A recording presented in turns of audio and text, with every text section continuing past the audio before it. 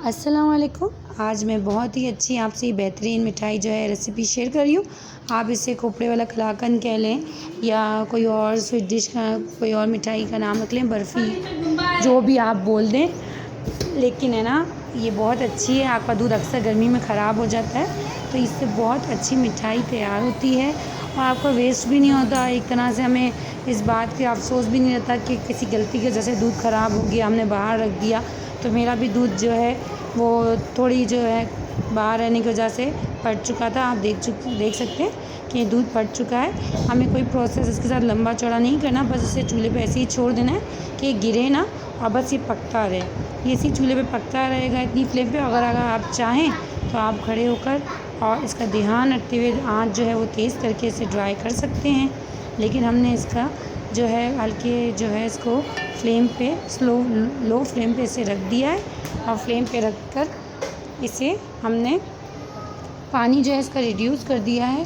पानी जैसे ही इसका रिड्यूस हो जाएगा, आप देख सकते हैं अच्छी तरीके से चम्मच चलाना है। लकड़ी का जो है वुडन स्पून से अच्छी तरीके से इसका दाना जो है हमें तोड़ना है। जितना अच्छा इसका दाना जो टूटा हुआ होगा उतना अच्छे इसके जो है टुकड़े हमें उतरेंगे।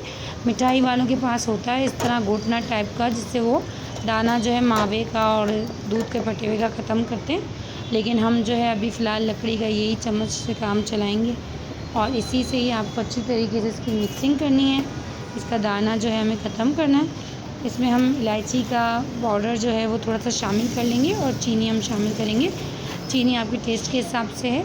4 चम्मच जितनी आप बड़े चम्मच इसमें ऐड कर सकते हैं और अगर आप कम लेना चाहें तो कम भी ले सकते हैं। थोड़ी थोड़ी चीनी ऐड करके और मैंने हाई कर दी इसकी फ्लेम, क्योंकि अब इसका जो है वो मैं खड़े होकर इसकी एक तरह से घुटाई आप कह लें, इसका जो है चम्मच चलाती रहूँगी और चीनी ऐड करती रहूँगी। ये प्रोसेस मैंने आपको शॉर्ट करके दिखाया है। तो इससे जो है आपको जल्दी मेरी वीडियो जो है वरना बहुत लंबी वीडियो बन जाएगी। आप भी जो है अपने टेस्ट के हिसाब से अच्छी तरीके से इसकी आप भी अच्छी तरीके से इसको जो है चम्मच चलाते चलाते चीनी ऐड करती जाएं। और इलायची का जो थोड़ा सा पाउडर ये टेस्ट के हिसाब से आप 1 पिंच मैंने डाल दिया। आप जो है कम ज़्यादा अपने टेस्ट के हिसाब से कर लें।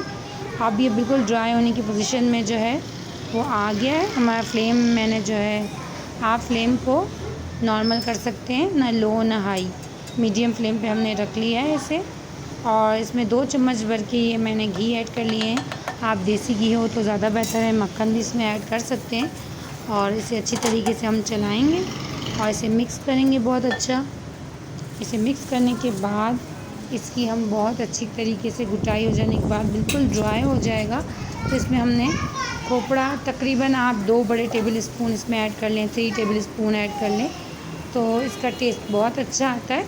बस अब हम फ्लेम हमें जो है वो बंद करनी है, ऑफ़ करनी है फ्लेम और इसे चम्मच चलाते रहना है फिर भी थोड़ी देर तक हमें, क्योंकि इस तरह जल्दी ठंडा भी हो जाता है और जो है दाना भी इसका वो आप देखेंगे कि वो सॉफ्ट होता जाएगा।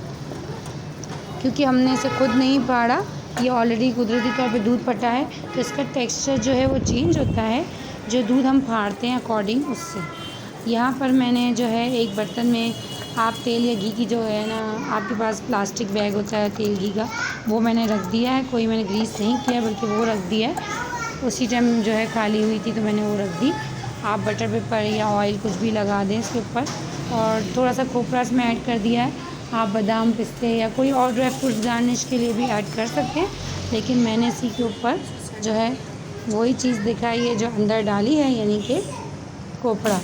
और फिर इसे 6 घंटे रखने के बाद और इसकी टुकड़ियाँ काट के और प्लेट में सर्व कर दी है। आपको मेरा ये मीठा पसंद आए तो प्लीज़ सब्सक्राइब कीजिएगा मेरे चैनल को और कमेंट में ज़रूर बताइएगा आपको मेरी रेसिपीज़ कैसी लगती हैं। आगे आप कौन सी रेसिपीज़ जो है वो शेयर मैं आपसे करूँ, ज़रूर ये बताइएगा। लाइक कीजिएगा,